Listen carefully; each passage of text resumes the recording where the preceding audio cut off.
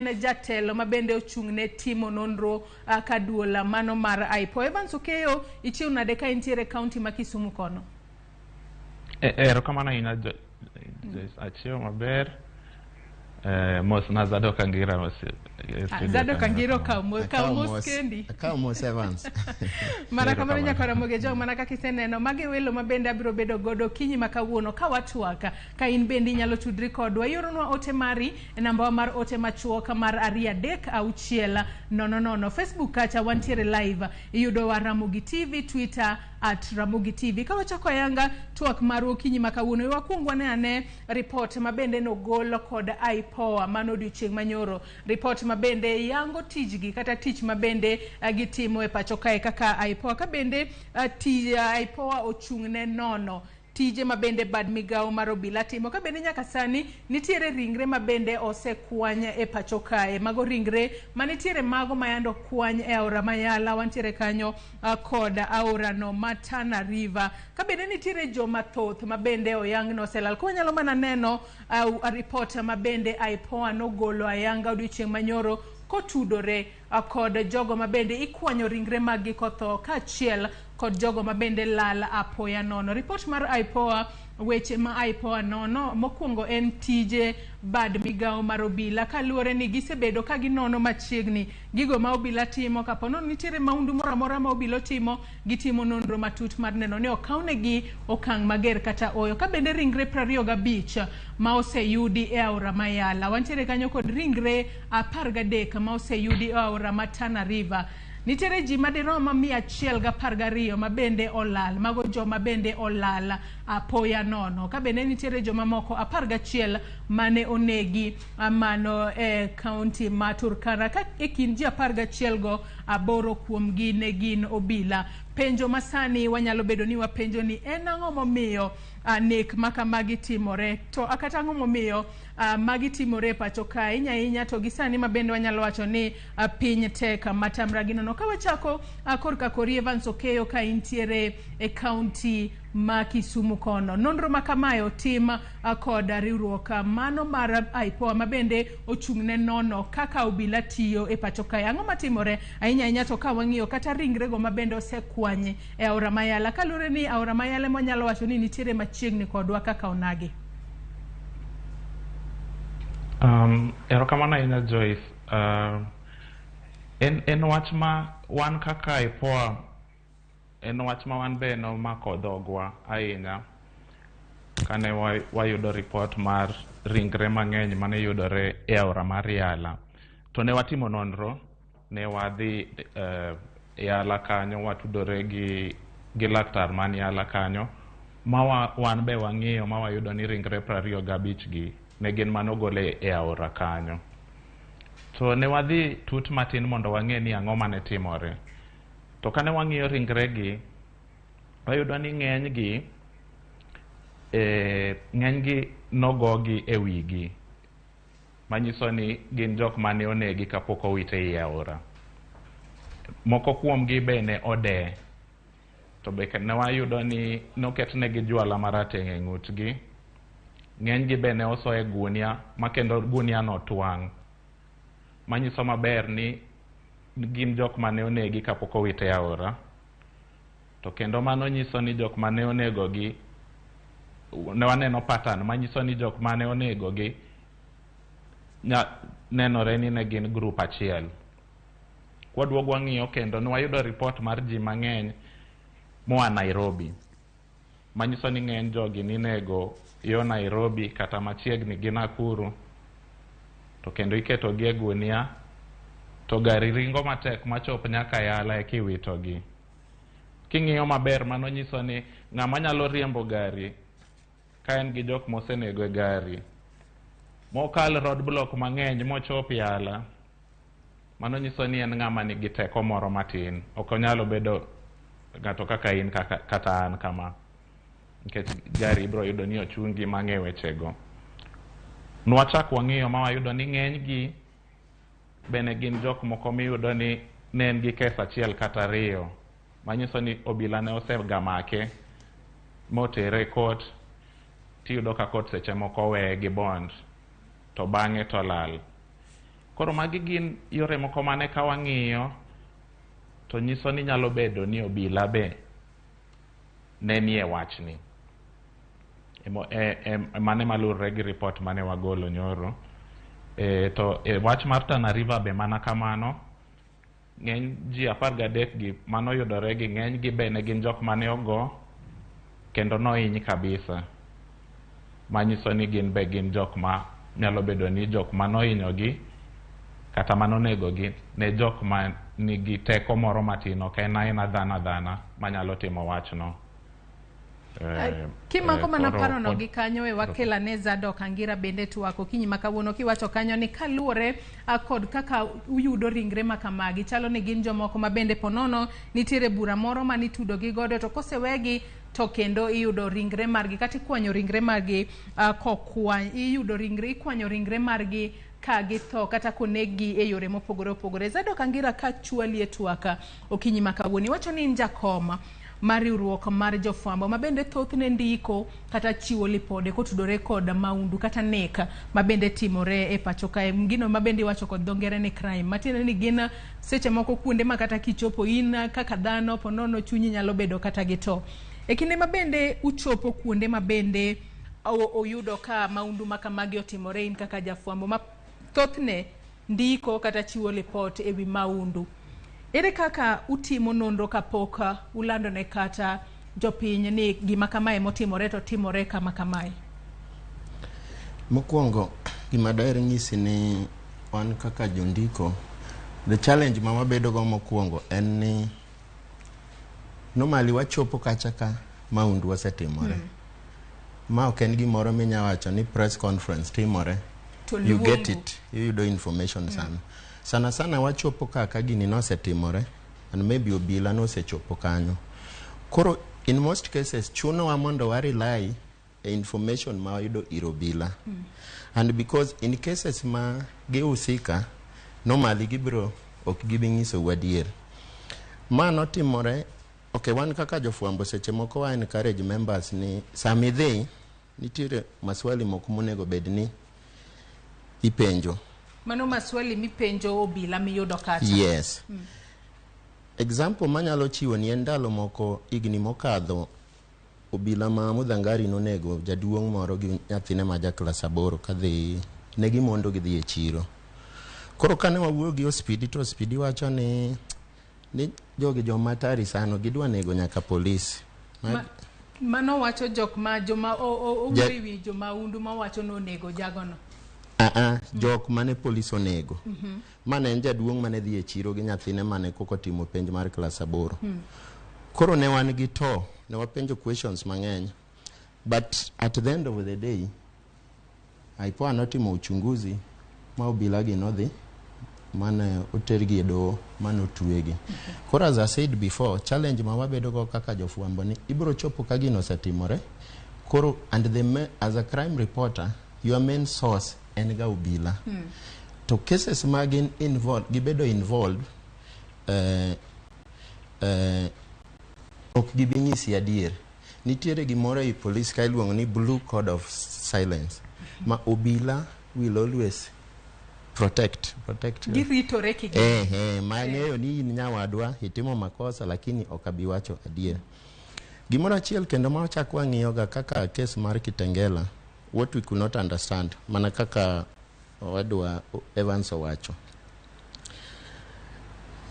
ji 4 ikawo Kitengela in broad daylight odiochieng' ayanga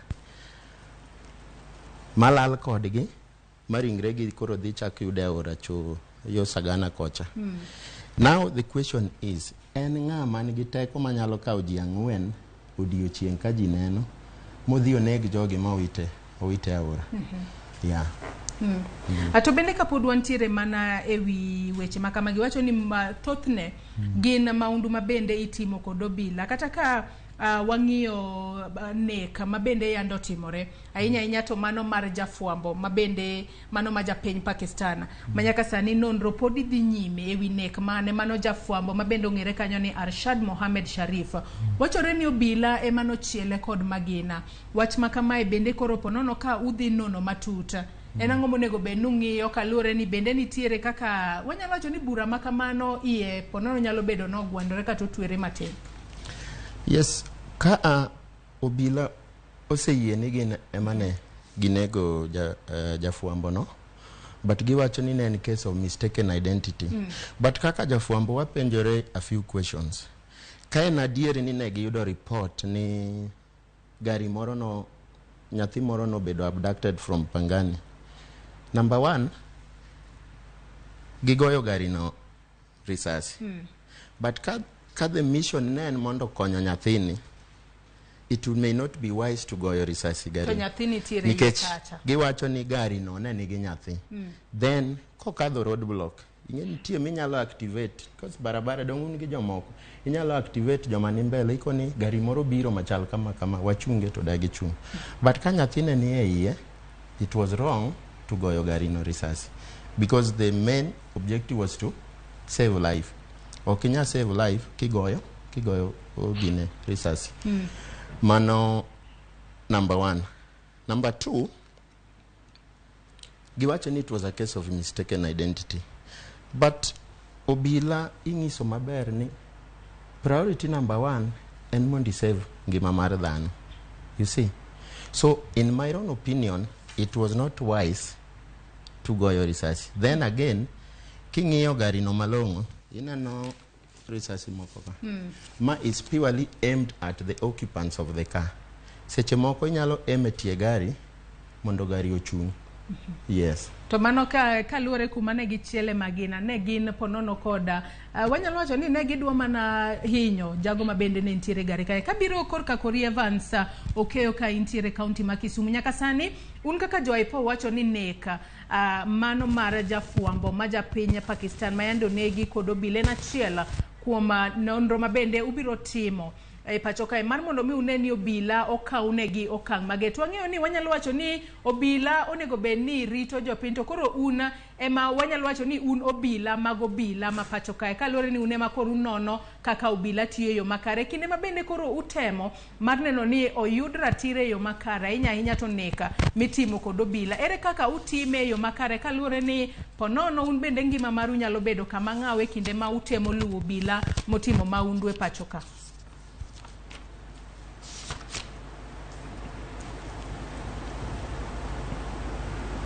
Evans, kia kiwinja makare ka intiere e boma ma Kisumu kona, apenjo ni in un kaka jo IPOA nyoro odiochieng' manyoro no singo ni koluore kod NEK mano mar jafuambo ma japiny Pakistan mano Arshad Mohammed Sharif wacho ni biro timo nonro matuta mar yango adiera ewi NEK mare kata obedo ni obila nosewuok oko e lela mowacho ni gin to ema ne gitimo maundu makamago. To kata kopogore kod mano koluore kod buche mamoko musebedo ka utimo ka bendi wacho kata ni thothne uyudo ni NEK makamagi kata lal apoya nono mar jo Kenya moko kuomgi itimo kod obila. To kaluwore ni un bende wanyalo wacho kaka IPOA une obila ma bende onego bed ni keto obila e laini unono kaka gitiyo, ere kaka uneno ni utiyo yo makare mar neno ni obila makamagi okaunegi ratiro makare ma ngima ubende ponono kobedo kama ng'awo?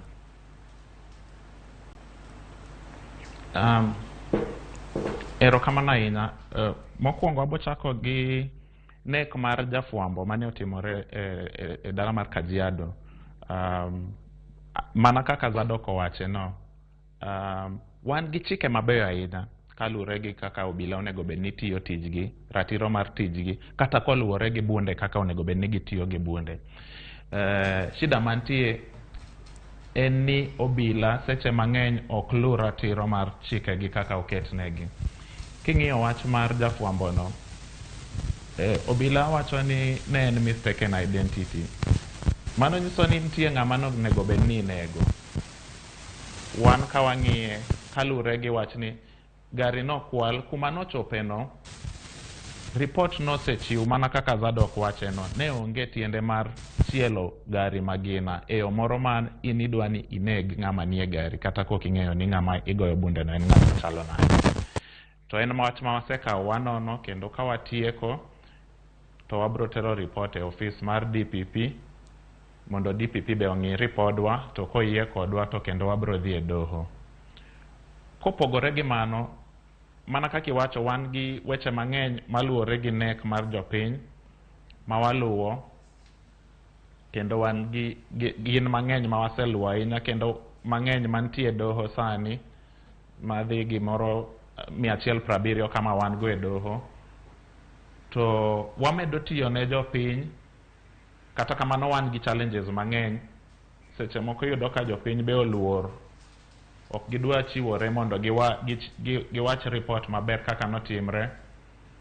Seche moko wan be ok wanyal bedo seche ma maundu otimore. Koro yudo ka seche moko ka wachopo e crime scene to obila oseloko report, kata seche moko evidence mane wamanyo ok wayudi. Kata kamano watiyo matek kaka wanyalo. Wabro mana medo tiyo matek ka wariwore gi jopiny mondo wechegi orum. To bende un kaka jo IPOA mano duol ma bende rango kaka obila chwalo tijgi e pacho kae, gi dho ngere ni Independent Policing Oversight Authority, matendo onego bed ni un duol ma bende ochunga kar kendgi ma ponono ok oyiengore kumoro amora kata ok onindo nyabathe achiel. Kinde ma bende utimo nonro maru, bende uchung kar kendu gadiera mar mondo mi kata ka japiny ochwalo ni report to nyalo bedo kod geno nubiro timo nonro e yo makare, kendo japiny kata jopiny biro yudo ratiro margi. Tutimo e yo machalo nade? Erokamano. Mana kaka iwache no, wan kaka IPOA wachung kendwa, kendo ok waripot ir ng'ata. Bunge ema waripot e bunge ka nitie weche ma bunge dwaro ng'eyo kuomwa. To gima nyalo wacho ne jopiny ni wan ok wan obila, to wan raia kaka jopiny, to wan wachung' gi jopiny. Kibiro irwa mimiyowa wach kaka notimore, mimiyowa report, wan ema nyaka wang'e ni to koro security arita ni chalo nade. Watiyo gi jo ofise moko mag serikal kaka Witness Protection Agency to gi civil society organizations moko mang'eny mar mondo wang'i ni jok momiyowa report kendo ok onego bed ni gin be gichako gilal kata nitie ng'ama buogogi. To seche moko be ka wasetero report e court to wanyiso court maber ni wach ni waneno ka jok momiyowa report e ngimagi ni kama ok ber ahinya, to ema seche moko court nyalo kata wacho ni jogo kosekawo plea to gibede iye, ok wegi giwuog oko. Koro wan gi yore mang'eny mar miyo jopiny obed gi confidence kodwa. Erokamano.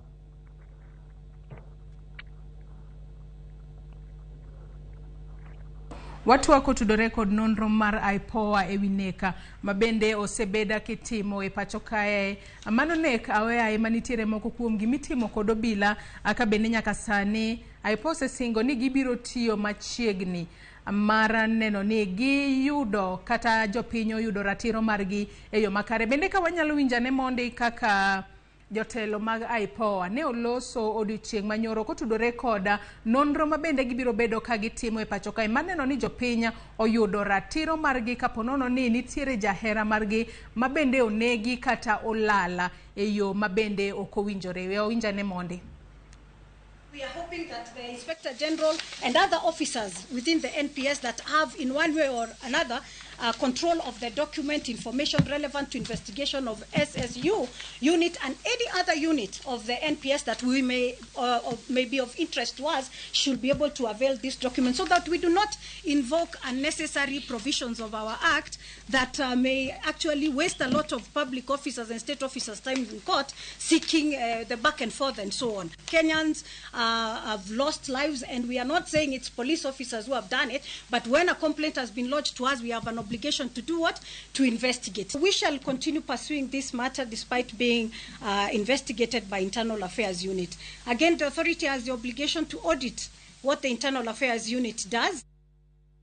Manaka kuwinje yo makare Zadok achiel kod Evans Okeo ka intiere e boma ma Kisumu kono. Mago jotelo mag IPOA e dichieng' manyoro ma bende ne giloso kotudore kode kinde ma bende ne gichiwo report margi kotudore koda NEK ma bende kata nonro ma bende gibiro bedo ka gitimo e wi NEK mosebedo e pacho kae. Ka wang'iyo bada migawo mar obila ni mano mar DCI mar SSU ma bende jatend piny Kenya William Ruto ne owuoyo e pacho kae, wayudo ni nitiere maling'ling' ni gin achiel kuom obila ma bende osebedo ka nego ji e yore mopogore opogore. Bende nyaka sani tere apisas 4 mago mag bad migawo mar kwach kich kata DCI ma bende no chopgi e doho odiochieng' manyoro, ka bende itudogi kod ketho mar teko jopiny India moko ma bende iwacho ni mano gin jopiny India 2 ma bende kaachiel kod jariemb taksi moro. Ka wang'iyo wach ma ket kod mae Zadok kabiro korka korin kaka jafwambo, bad migawo mar obila mano mar kwach kich mar SSU en mano ma bende osebeda kata osebede pacho kae kuom kinde malacha. Ka wang'iyo NEK kata jogo ma bende anegi nego jopiny India kaachiel kod jariemb taksi, gino ma bende sani omiyo ochwalgi e doho. Ka wang'iyo bura ma kamae, bende apisas gi inyalo kawnegi chik kata inyalo makgi matwegi e yo makare. Gima dakuong rawacho en ni e obila units ilosoga kaluwore gi challenges mantiere. Broadly kanyalo wachi, biro yudo ni kaka obila nitiere traffic to deal with weche mag ndara, nitie banking fraud, weche mag bank, gik makamago. Koro jatend obila seche moko nyalo wacho ni maundu ni ng'eny zaidi, we form unit mondo deal gi this specific kind of crime. DCI osebedo gi units gi mang'eny for so many years. Ne wan gi Kwekwe, ne wan gi Eagle, Special Crime Prevention Unit, Flying Squad. Then kano chopo December 2019 to George Kinoti no disband Flying Squad. Then Special Crime Prevention Unit, kanye makoro no form a Special Services Unit, mane nigi officer matin, less than 100, mane report directly to the DCI director. Gima daer wacho ni squads gi osebedo katimo gik maricho mang'eny. But the main reason gimomiyo gigi koro bedo mang'eny en ni iyudo ni gisetimo mang'eny, but they are rarely taken to court. Ntie weche moko mabe makoro studio konyal discuss, but gisebedo ka gitimo maundu. But because nitiere some sort of protection, okosebedo ka imakogi. And kidwa ng'eyo maber ni nitiere squad matije en mana tieko ji. Number 1, ibiro ni cases magitere court tin. Nitie ofisa moro Nairobi ka mosebedo ka nego ji. Owacho ni odil gi criminals, but you see sheria ma Kenya wacho nitie gimoni presumption of innocence. Kata ka yudi kikwalo, sheria wacho ni nyaka teri e doho ma doho moyudi gi makosa. So it is wrong to nego ng'ato. Though police, sheria ma Kenya wacho ni, not even Kenya, piny mangima, police oyiene neko. Nitiere special circumstances ma police nyalo nego ng'ato. To kiwacho ni nitiere special circumstances, gin kaka mage kalure ni jopiny onego bed ni keto geno maggi kuom police, kendo jopiny kinde mathoth ing'iso ni kik ikaw sheria e lweti kiyudo kata ka ng'ato kwinyi, ng'ato kata kotimo ni gimoro marach to dhi ka police. To ere kaka koro police to koro chopo kuma koro oyiene neko, to gin kaka kuonde kaka mage ma oyienegi? Number 1, kangi ma ng'ato ni hatari, police obiro to yudo ka ng'ato maybe nego ji, chuo ji gi pala and things like that. In such a case, police oyiene tiyo gi risasi. But tiyo gi risasi itategemea gimidwaro achieve. Samoro inyalo goyo ng'ato risasi to immobilize, and there are cases minyalo goyo ng'ato minegi. Number 2 en luwore gi makosa ma ng'ato timo. Samoro ng'ato commit robbery, osenego ji, oringo pondo, inyalo tiyo gi risasi. Aidhi kamoro ji ne madho changa, giwuok gi ng'wech, in such a case okoyieni tiyo gi risasi, because makosa ma ng'ano timo ok en makosa moro maduong' sana. So as I said, police oyiene tiyo gi risasi, lakini under special circumstances. Koro ka duoki chien gi mane wawacho cha, it is good ni atuo kaune jogi, because gisebedo ka gitimo gik mang'eny piny ka, some of them which we know, to nitiere some protection magiyudo. Nitiere seche moko mibiro yudo ni kata ne gitiyo gi excess power. The same unit emanodhi mako Malala, Senator Malala. obila madhi mana 30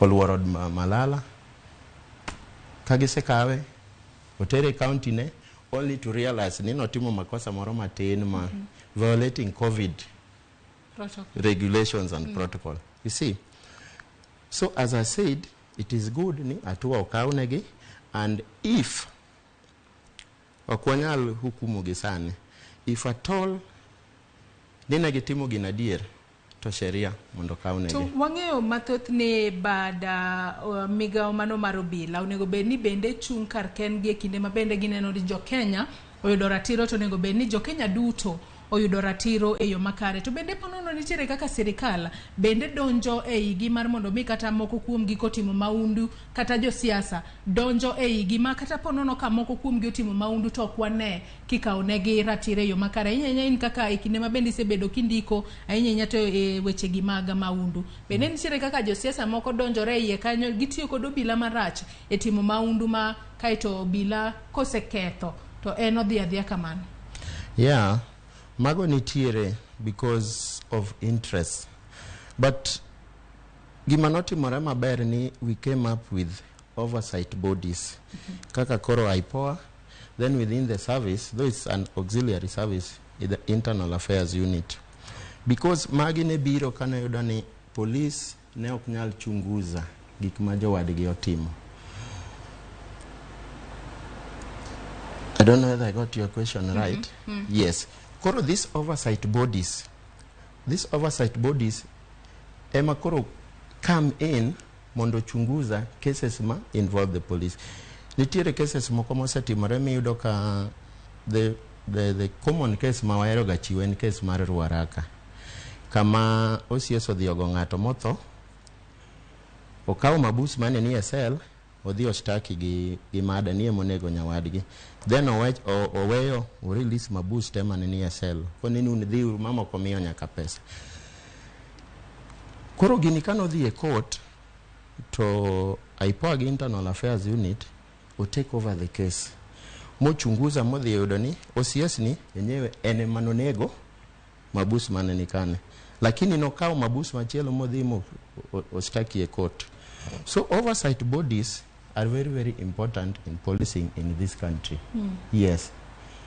Ginde makoro ginyalo konyowa e yo makare. Oversight bodies mana kaka iwacho wantiere koda ja IPOA kae, bende en wach maber ahinya. Evans Okeyo ka intiere e county ma Kisumu, gino ni luwo twaka e yo makare kaluwore ni odiochieng' ma kawuono watemo mana nono gigo mosebedo katimore e pacho kae NEK mag ji aoyaye kaachiel kod joma moko mabende lala apoya nono. Mana penjo mabende apenjo zadoka e kinde mabende utimo nonro maru un kaka IPOA mar kelo adiera e lela mar miyo jopiny oyud ratiro margi. Wang'eyo ni weche gi mag siasa kata jo siasa kata sirikal osebed ka bende seyo ni ema tiyo kod obila, ponono tiyo kod obila moko e yo ma ok ni kare. Kinde mutimo nonro margu bende weche ma kamago oseyangore ni nitiere ja siasa moro matiyo kod obila marach emomiyo maundu ma kama otimore kata ng'ane onegi. Tang'o mutimo mar neno ni oyud ratiro e yo makare kaponono ni sirikal odonje iye kanyo, kata nitiere ja siasa maponono nitiere kod oteku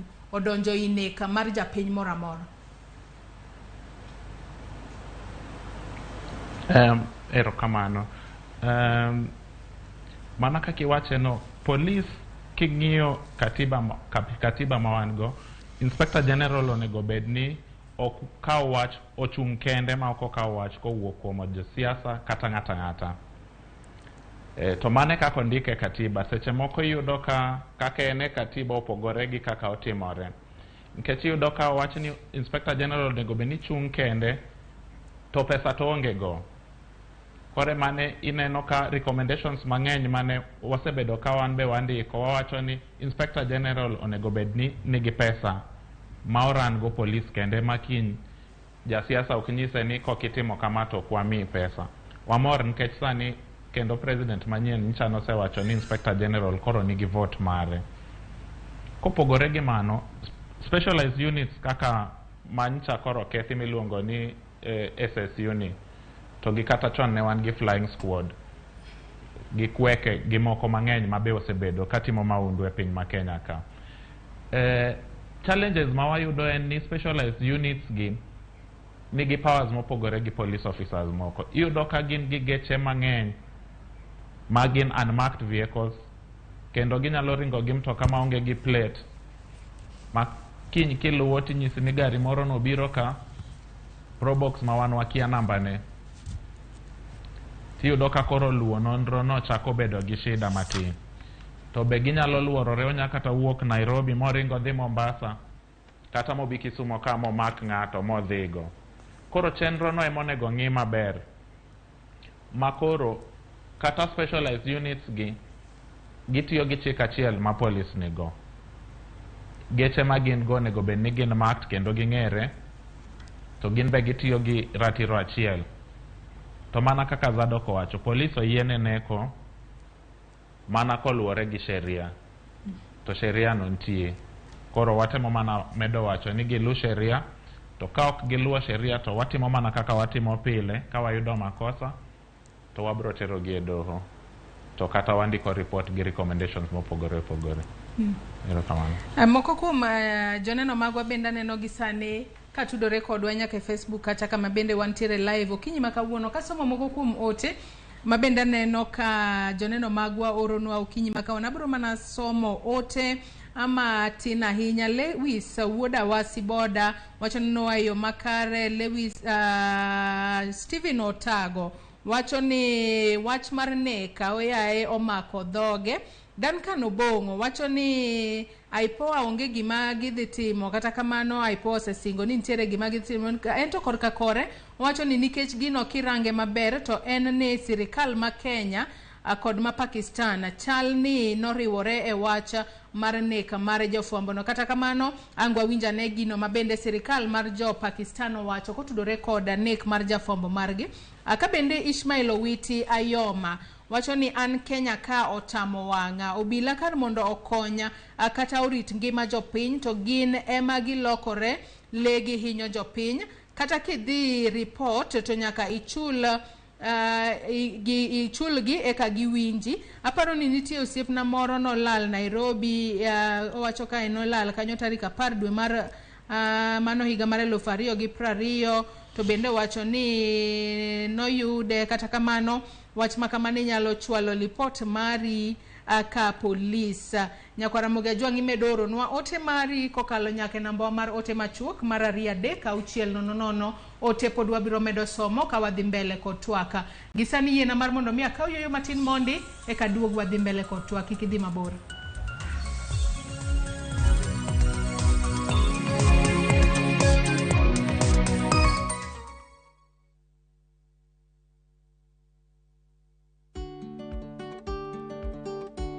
Ng'eyo makare kaka pien dendi chalo en gino mowinjore kendo makare minyalo timo ne pien dendi.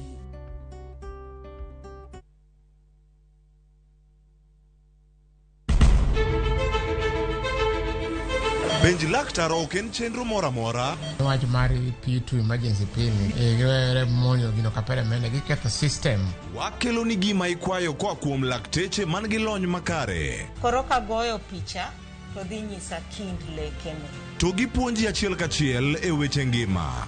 Kendo malit masongo adhia very good. Riwri kod Ruth Otieno ka openjo to somo SMS. Namba mar SMS en 2-3-600 en page laktar. To okawo simbi wadhi kawa simbe jowinjo wa joneno wa e penj laktar. Sa 12 odhiambo wuok tich nyaka tich abich mana e Ramogi TV.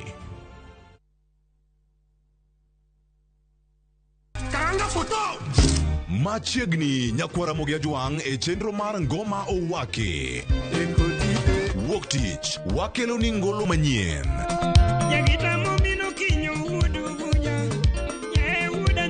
Tich ariyo ras reggae owake. Tich adek en odiochieng' mar twak gi jothumbe.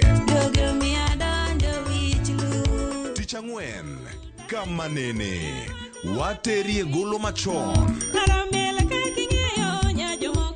Tich abich sukus owake. Owete manaka kod Papa Vic. Ngoma wake wuok tich nyaka tich abich saa 10:15 odhiambo nyaka saa 12. Collect fare kwa boda au matatu ukitumia WII cashless na uqualify for bima ya 100,000 shillings pamoja na medical cover ya 20k na permanent disability cover ya 100k for 5 bob pekee. Dial *236# today to start using WII cashless.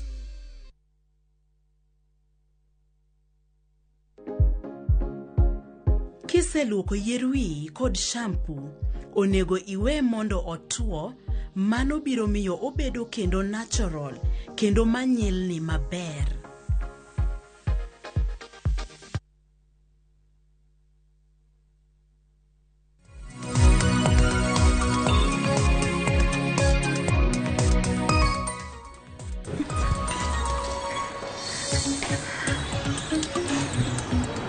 Ero kama na inyanya kwa Ramogi Ajuang medo kete Ramogi TV okinyi makawuono kama bende watwaka otudore kod nonro mar IPOA ewi NEK oyaye mabende osebedo katimore pacho kae ka bende lipode mathotho osechwal koluore kata kotudore kod NEK kaachiel kod jogo mabende lala apoya nono kata maonge ng'ata mung'eyo ka bende giweyo johera magi koda kuyo kaachiel koda midhiero mathoth. Mane momiyo nyako Ramogi Ajuang okinyi makawuono kan kenda e studio kae antiere kod Zadok Angira ma en jakom mar riwruok mag jofwambo mabende ndiko kotudore koda wechego mag maundu kaachiel kod Evans Okeyo matudore kodwa ka entiere studio mar boma ma Kisumu ka bende en jatend timo nonro aka IPOA. IPOA en duol mabende ochung'ne nono kaka obila timo tijgi e pacho kae. Nyako Ramogi Ajuang in bende anyisi ni nyalo tudri kodwa e namba mar ote machuok ma en 33600. Facebook kacha wantiere live yudo wa Ramogi TV, Twitter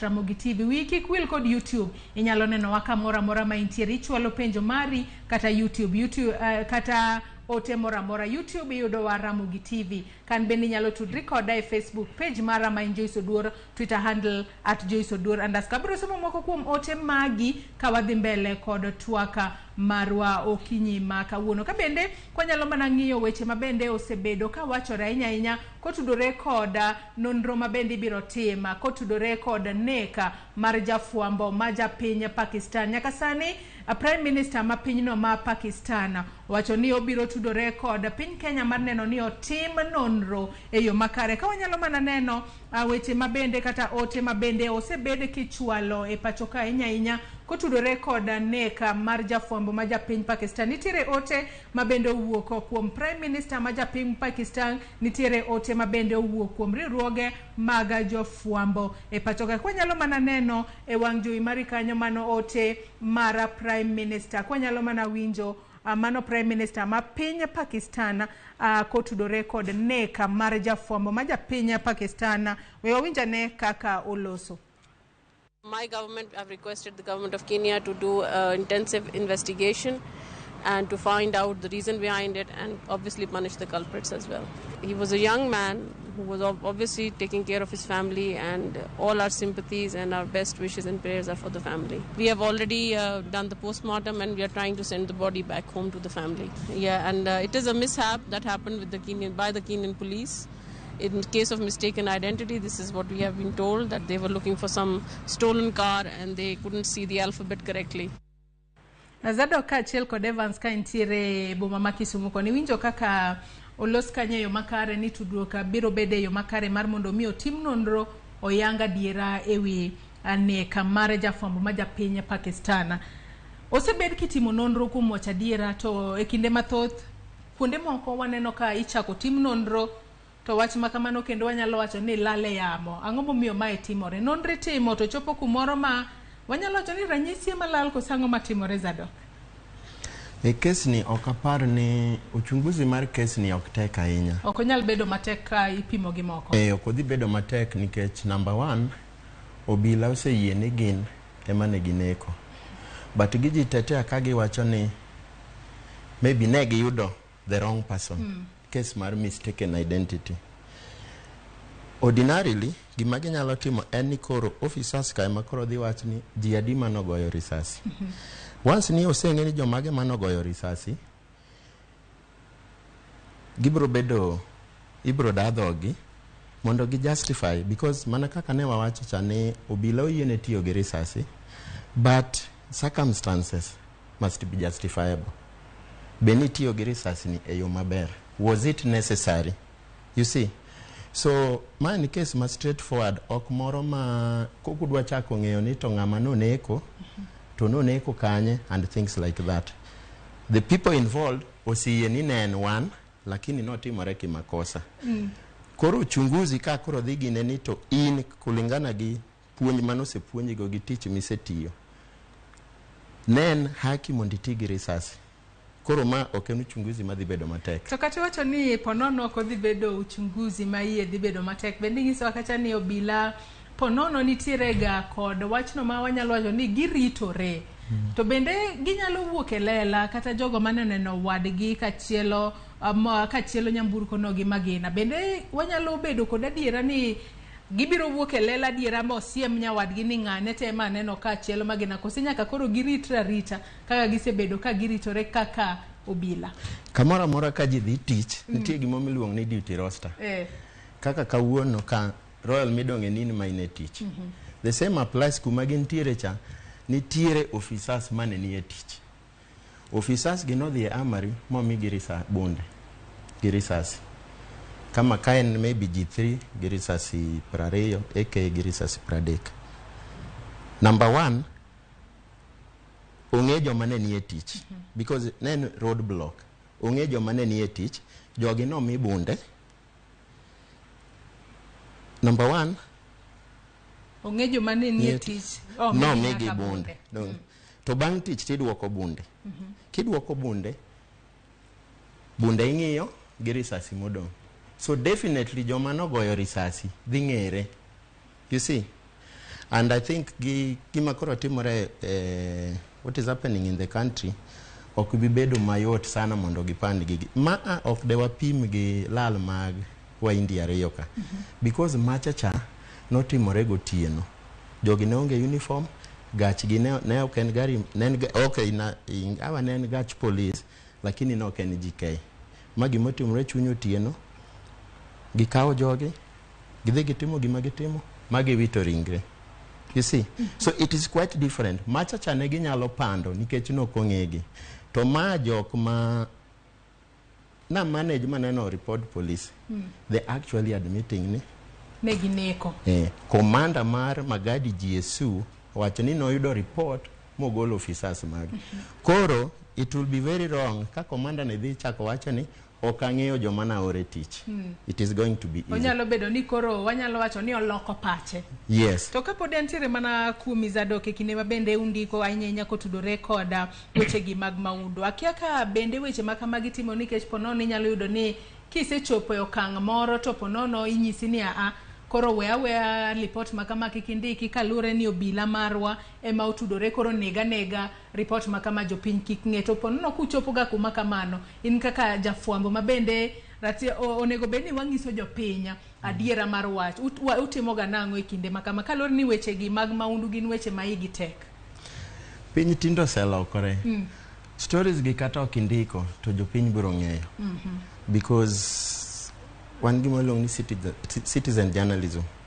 Whether indiko or ok indiko, bro ng'ere. Because you remember, most Kenyans know about this shooting from Pakistan. Jaode mano kuongo. Ondiko because when the family informed the wife, to jaode dhi ogine. So, giminyalo pando, kaka jafuambo, giminyalo pando, en gima ini wuone minyalo access.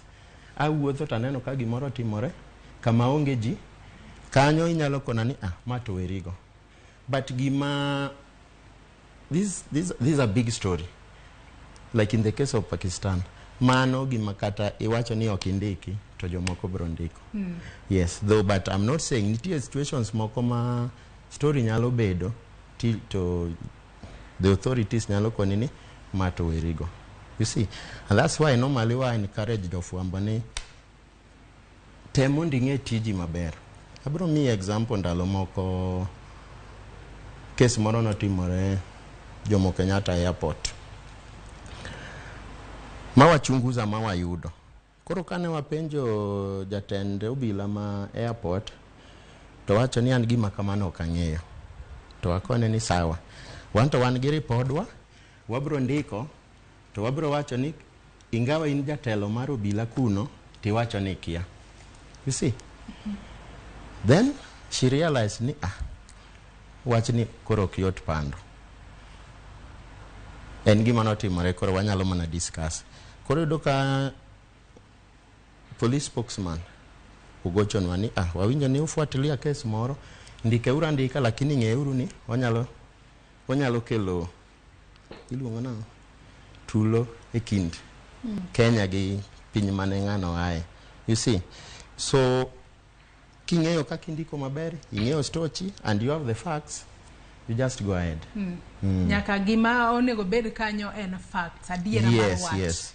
Makikindi gimora mora maonge adiera mar wach. Kabiro korka Kori Evans Okeyo, ka intiere county ma Kisumu kono, waseneno ka buche mathoth ichwalo e nyim doho kacha, wantiere koda kata mano mar japiny Pakistan no, kata obedo ni sirikal mar piny Pakistan osetudore kod mar piny Kenya kendo giwacho ni biro tim nonro e yo makare. Buche makamagi kochopo e nyim doho, moko kuom gi ponono kawo thuolo ka jopiny pok oyudo ratiro margi. Ere kaka uneno ni ponono chenro makamano mar doho okawo thuolo matin mar mondo mi ji oyud ratiro margi mapiyo maonge bedo kuom thuolo malach ma ponono jomoko chunygi nyalo kata tho.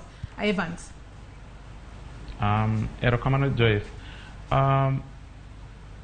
Nonro seche moko kawo muda ma ochwalore matin kalure gi weche mang'eny.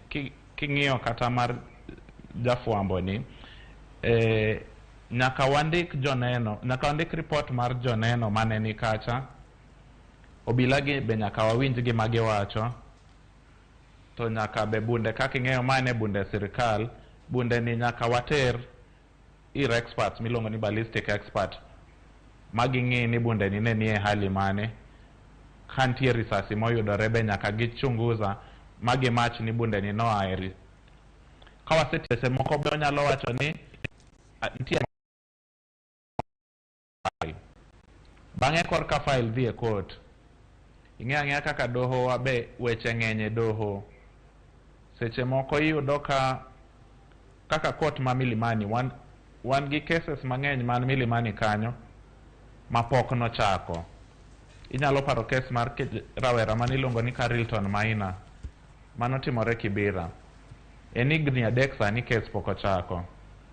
Yasin Moyo moro manotimore ndalo Covid cha, kes pok ochako nikech yudo ka ng'enyne ka wadhi court wasekelo joshahidi, tiyudo ka court wacho ni kawuono kes ok bi dhi mbele.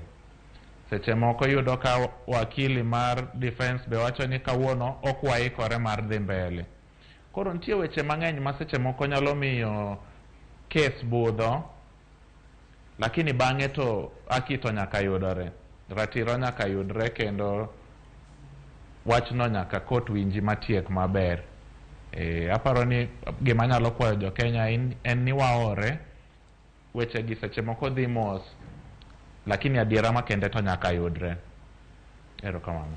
To bende kapodi antiere korka Kori Evans Okeyo, nyaka sani isewacho ni iselero makare okenge mabende utiyo godo mar neno ni bura ochopo e nyim doho kacha. To bende nyaka sani jo Kenya nyalo bedo ka penjore kalure ni tiju maduong' en nono kaka obila tiyo e pachoka. Bende nyalo ng'isowa ni ponono gin obila kata di mabende useneno ni okawnegi chik makare ochope doho mwaneno kotwegi. Koso nyalo mana wacho weche mayande owachore ka wantiere Supreme Court kacha, ponono ginyalo mana bedo hot air ka achiel kod wild goose chase, kose nitiere jogo minyalo kwano obila ma achiel 2 3 moko ma osetwe kata osemak motwe.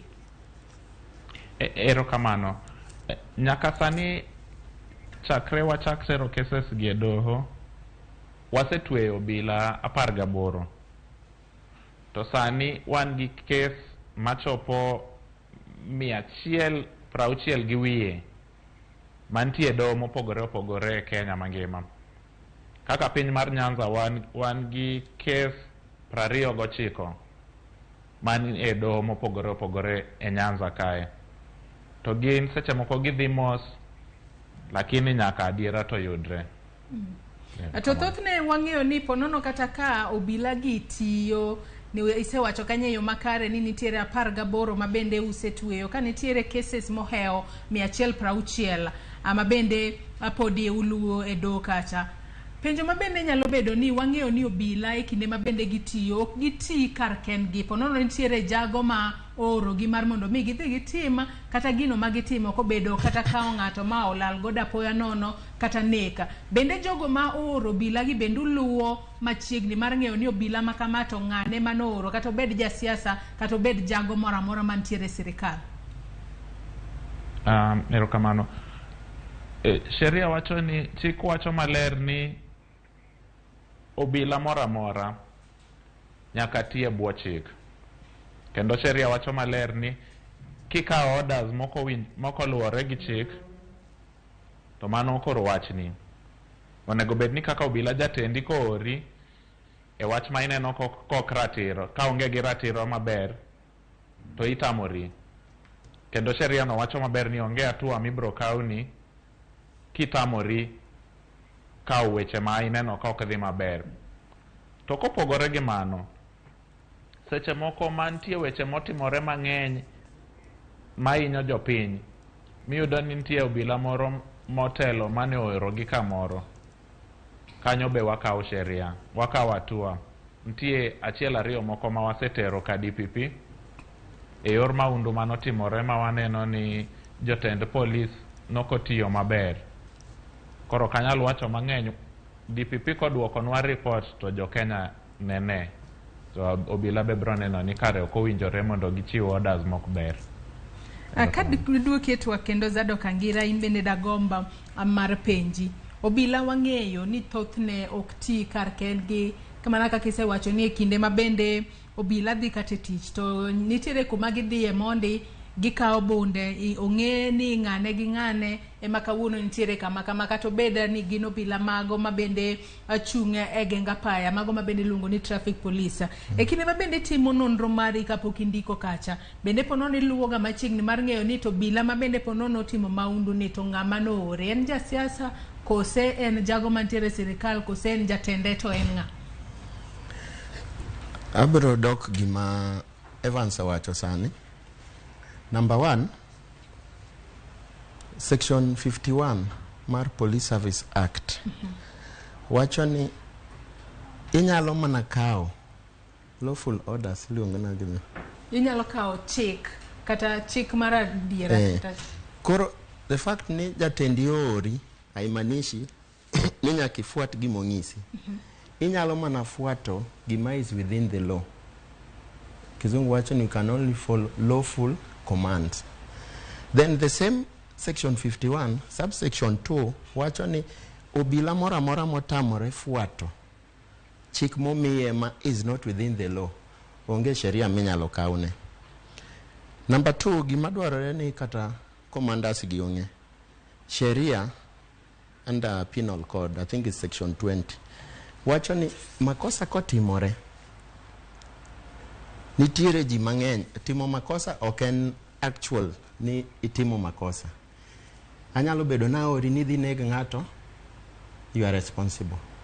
Anyalo mi pesa to facilitate mondo idhi tim maundu, you will also be responsible.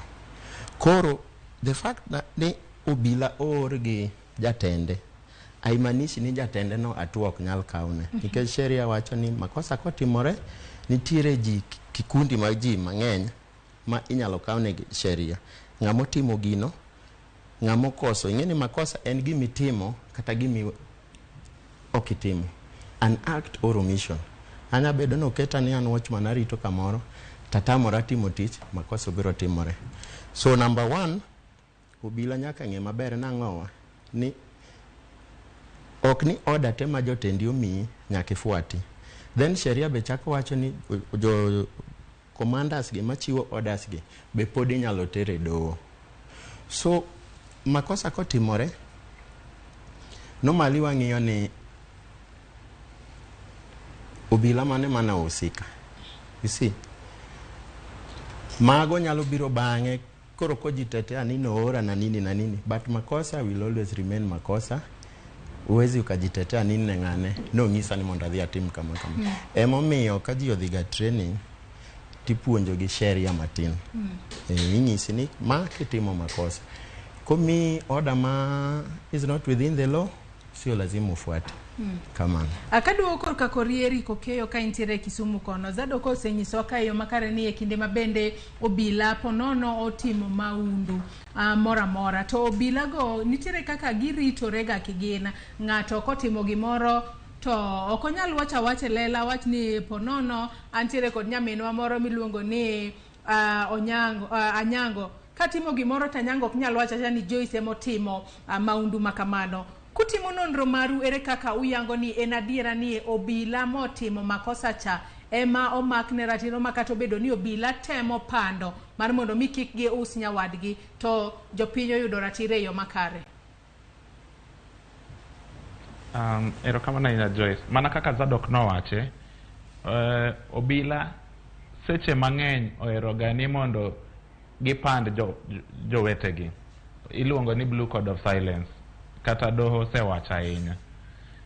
Lakini kopogore gi mano seche ma watimo nonro e sheria wakae sheria oyienwa ni kantie obila mo ochiwo report ma miriambo to wakawo atua kendo wanyiso DPP mondo tere doho kendo wan gi cases ainago ma wasetero obila kuom miyowa report mar miriambo. Mar ariyo seche moko kantie obila ma seche moko ne en gi nyawadgi moro e seche ma NEK notimore to miyowa report mar mondo owuondwa sheria be oyienwa mondo en be watere do kendo mana gi kes no. Iyudo ka seche moko ka en kes mar NEK nitie makosa miluongo ni accessory after the fact of murder. Mano nyiso ni obila ne temo teno wadgi opando makosa mosetimore.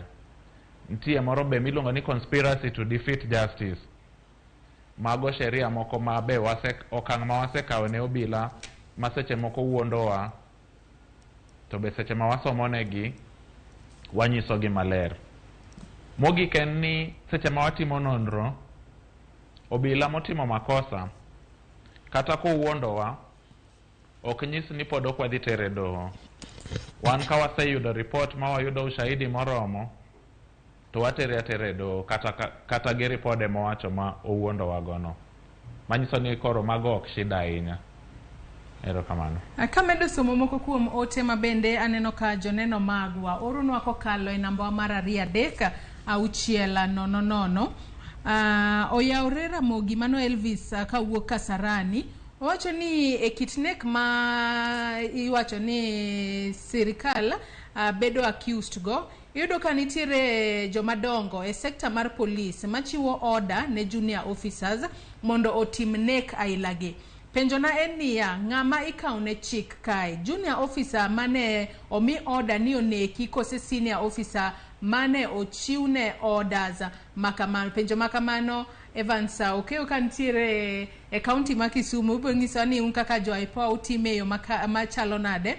Collins Otieno kawuok Saramba South Kabwoch Pala Ward wacho ni mos na ngira gi okay ageno ni kawo mos ko wacho kanyo ni an gi pacha aneno ni police moyudi gi NEK aweyae okawne gi okenge mager maonge de wang kata matin nikech wan jopinya wan ema ginegowa IPOA okon jo Kenya yawa wacho kanyo ni erokamano. Steve Kani Kisumu wacho ni pacha en ni Kenya ka adiera onge IPOA temo to ka gisetero ji e court to koro ila cases makamago lal gi kuro. Ka bende okiwacho wa nyingi ka itiwacho ni jotelo wetugo gi wiji giketho bad migawo mar police moro nikech gichichgo to giloso moro mar nyanyasa opponents. Mano mana pacha joneno magwa kata kamano okonyisowa nyinge to bende okonyisowa ni oneno waka entiere kanyo. Kwachako kod penjo mokwongo mabende janeno marwa openjo kae Evans ka entiere kaunti ma Kisumu kono. Openjo kae ni kaponono nitiere obila maduong' kata senior police officer mabende noro obila matin ne mar mondo mi odhi otim maundu moro. En ng'a makoro ikawo ne hatua kae? En police mabende maduong' mabende ochiwo orders makamano kose matin mabende onyis ni dhi tim gima kamae? Evans.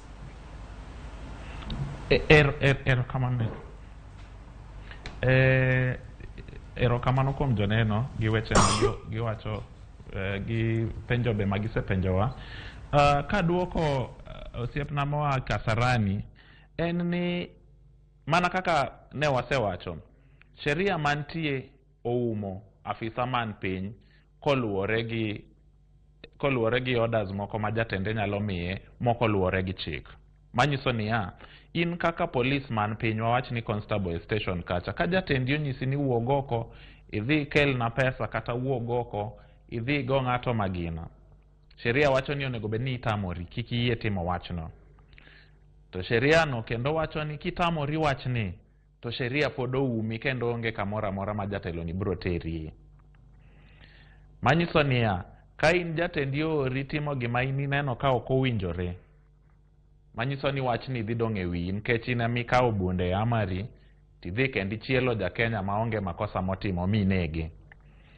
To king'iyo sheria wa kaka nitie sani e penal code en ni gimiluongo ni command responsibility onge e sheria wa ma Kenya ka. Manyiso ni jatelo koori to kinyal dhi wacho ni an komanda nonyisa.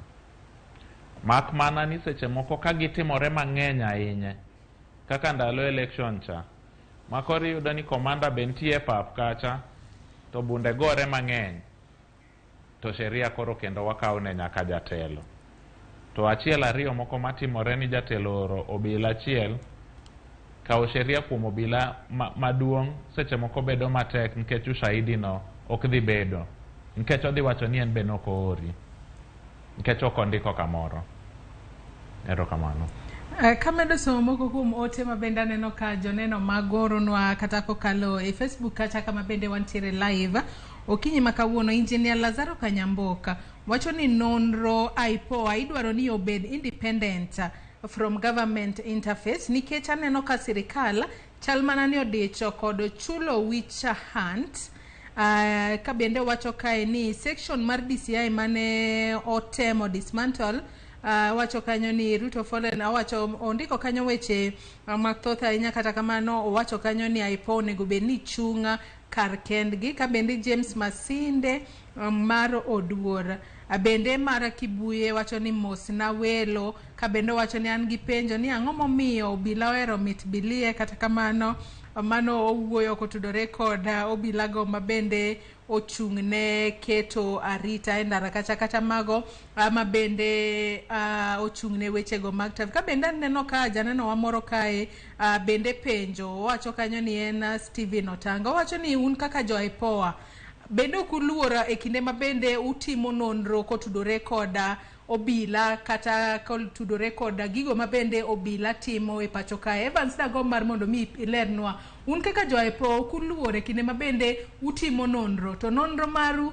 hie utimo ne obila e pacho kae. Obila mamoko kuomgi timo maundu, moko kuomgi lal kod ji apoya nono. Kuluor ni un bende inyalo lal kodu?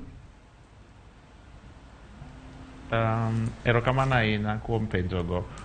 Mokwongo e wach mar unit mar DCI miluongo ni SS unit, aparo ni nyoro jatelo maduong' mar IPOA kano wuoyo gi jofwamb weche nolero maber ni wachno IPOA emonego wene mondo donj matut ong'i wachno maber eka gol report owach ni ang'o manotimore. Nikech king'iyo kisheria section 25 mar IPOA Act wacho ni weche malure gi NEK gin weche ma IPOA emonego bed ni ng'iyo. Manyiso ni kanyo jatelo noselero maber ni IPOA emochung' kende kendo nyalo donjo matut mang'i wachni maonge wach miluongo ni witch hunt. Koro mano e kwayo marwa, to wadhi mbele gi nonro no, to ka watieko to wabro golo report. Penjo mar ariyo, e nonro ma watimo wan kaka raia to obila ema seche te wang'iyo kaka tiyo to kabe waluor. Luoro nyalo bede seche moko to watiyo ne jopiny kendo wan gi sheria moket maber manyisowa kaka onego wati. Koro an kaluor kawuono to ng'ama bro chung' matek ma wach weche kaka ntie machung' gi jopiny. Tijni dwaro chiwruok, koro wachiwore mondo watiye maber. To sheria be ntie, obila ong'eyo maber ni wan watimo atima nonro, waonge gi wichant. Gin be gitimo nonro gi mang'eny, koro ging'eyo ni nonro en aena tich. Makosa koyudore to makosa be materi e doho. Koro kwaluor, to jopiny be wakwayo ni kik luor, gikelnwa report maber. Erokamano. Kawadhi kawatieko, penjo na mabende no ka janeno moro kayo penjo mogika. Wacho ni penjo na jatelo no ni joma gimako gikethogo bende gihakikisha ni owinjo malit kaka joma no kethnegi nowinjo.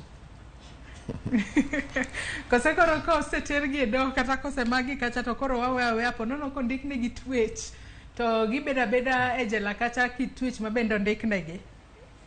Evans. Erokamano. Aparo ni sheria kako ketien ni wan marwa en aena timo nonro. To ntie ng'ama be dhi e court kacha miluongo ni DPP mariembo kes no maber.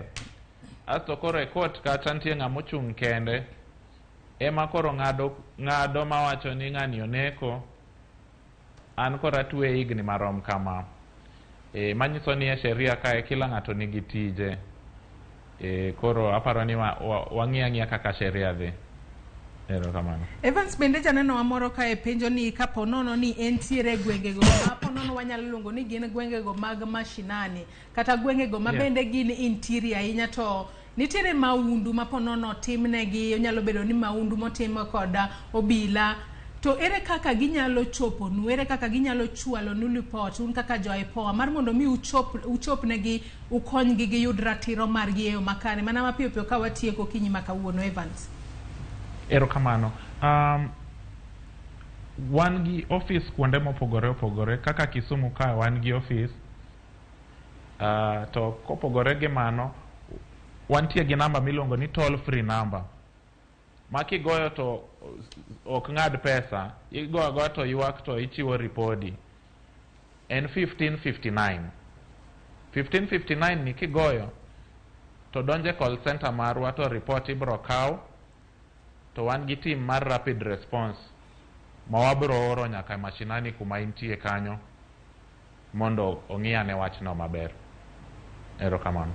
Erokamano ahinya. Kabiro korka kori Zadoka Angira samarwa mano miwe maneno karumo kinyi makawuonago mar mondo mi wachak kodi chwal pachi mogik ahinya kotudore koda twak mar kinyi makawuono, kotudore koda NEK aoyae kachiel kod jogo mabende ponono lala apoya nono e pachoka.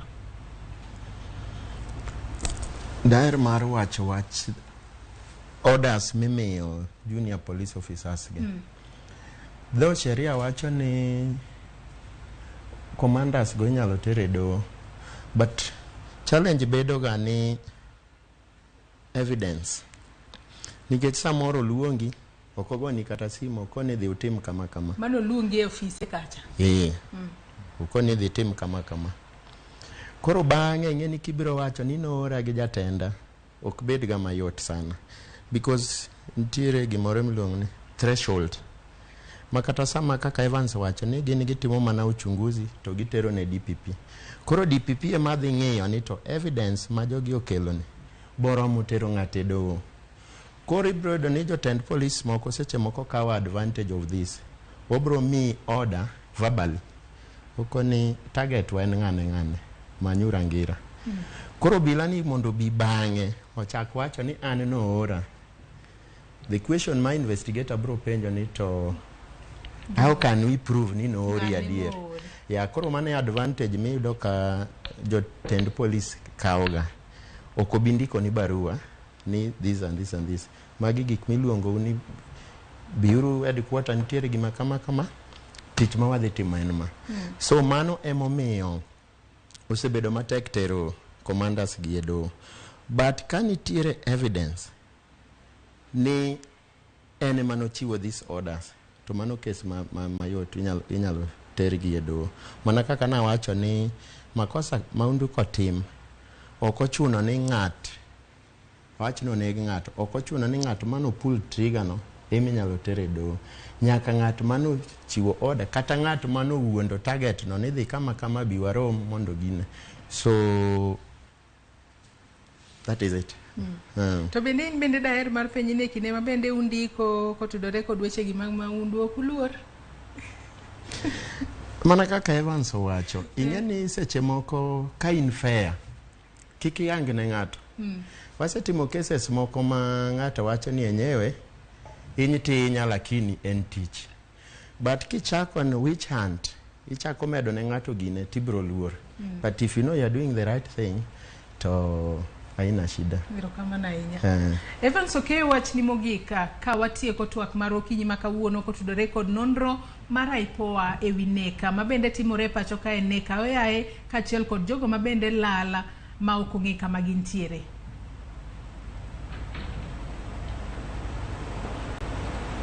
Evans Okeyo kiwinja makare ka intiere Kisumu kono, wach ni mogik ka waloro twak marwa okinyi ma kawuono kotudore kod thuon wach ma bende watwak Evans. Erokamano ahinya Joyce. Mogik abro wacho kama, tich mar neno kaka obila tiyo en tich ma nyaka dhi mbele, nyaka wariwre wan kaka jopiny ya IPOA gi sirikal gi ji duto mondo polis otine jopiny. Kaka sani unit marach mar SSU nosebedo disbanded ni, daher kwayo jopiny ni pod wayaw wang'wa kabisa.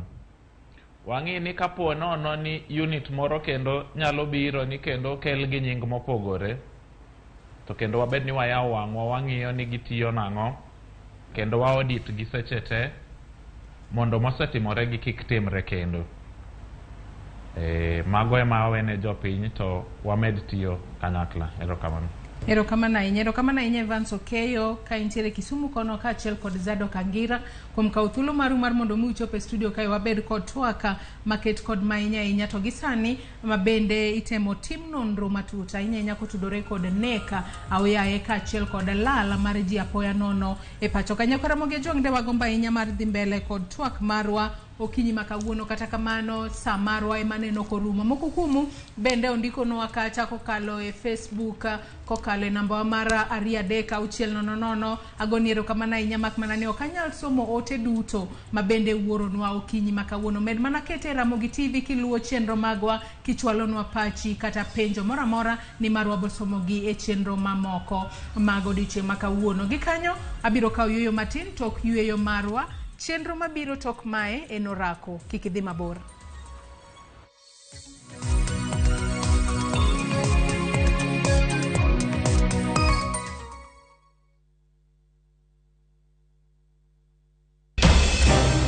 Weche ng'eny sa matin. Nyakwar Ramogi. Kaka jokanyana, ere kaka wadhi gore gi jogi e yor loso mwandu? Wawinji maler, penja ne penjo main godo no. Ng'ato kik iluong ni mwashemewa kapok otimo gimoro ma heshimika. Tini jopiny. Wang mbui kae ni wacho ni budget idhi somo ok nyal konyo uchumi masani. Koyot mbele kae. Gimi thuolo mokwongo ne weche mag thieth. Jowa ok thor lao ohala chik. To sane makuru chopo kama ginyalo wache gik machando chunygi. Buch jopiny. Tudri gi jalendo Trevor Mbija, Sadek Otieno, mana e Ramogi TV. Kik bai.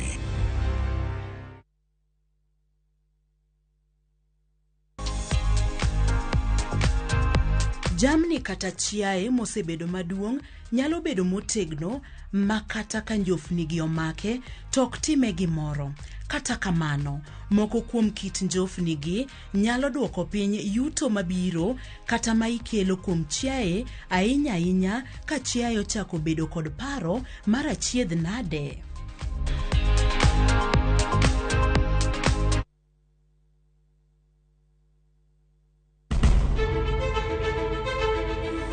Penj laktar ok en chenro mora mora. Wach mar P2 emergency pin e monyo gino kapere mene giketho system. Wakelo ni gima ikwayo koa kuom lakteche man gi lony makare. Koro ka goyo picha to dhi nyisa kind lekeno. To gipuonji achiel kachiel e weche ngima. Malit masongo adhia very good. Riwri kod Ruth Otieno ka openjo to somo SMS. Namba mar SMS en 23600 en pej laktar. To okawo simbi wadhi kawa simbe jowinjowa jonenowa e penj laktar sa 12 odhiambo wuok tich nyaka tich abich mana e Ramogi TV.